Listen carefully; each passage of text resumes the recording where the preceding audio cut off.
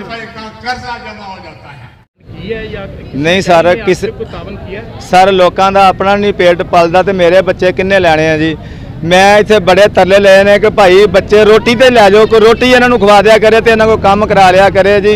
जिन्नी क महंगाई है, हर बंदे ने आख्या भाई असी रोटी नहीं दे सकते, फ्री घलना काम करने लिए, नालियां साफ करने वास्ते, कोई होर काम कराने वास्ते भेजने तो भेजते, असी रोटी भी नहीं इन्हों दे सकते जी।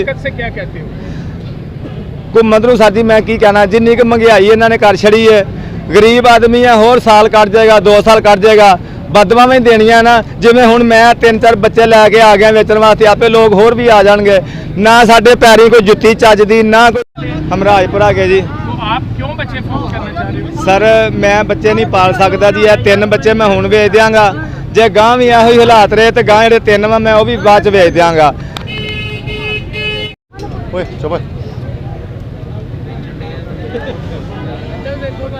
सकदा जी। मैं गड्डियां धोण दा काम करना है, मेरा अपना पेट मसां पलदा, मैं बच्चों का कित्थों पालना। जिन्नी क महंगाई हो गई है जी, दुध 140 रुपये लीटर है जी, चीनी मिलती को नहीं, तेल 140 रुपये लीटर है, किराया वो वध गया है। पैदल मैं आना तो पैदल जाना है जनाब, मैं बच्चे नहीं पाल सकता।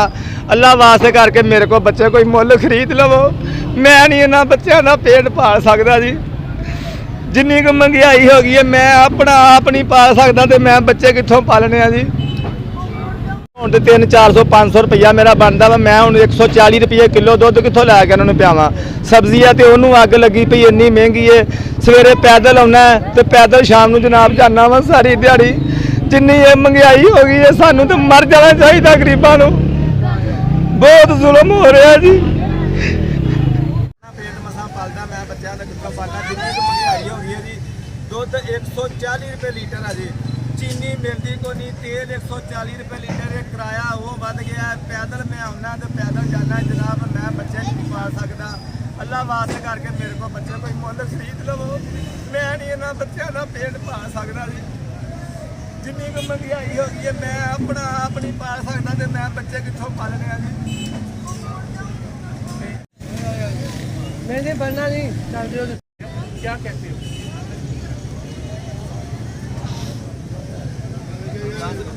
क्या वो 44 रुपए का लीटर तेल कहाँ गया भाई? ये क्या मजाक है? आज नारे लगा रहे हैं, ये देखो सामने क्या लिखा है।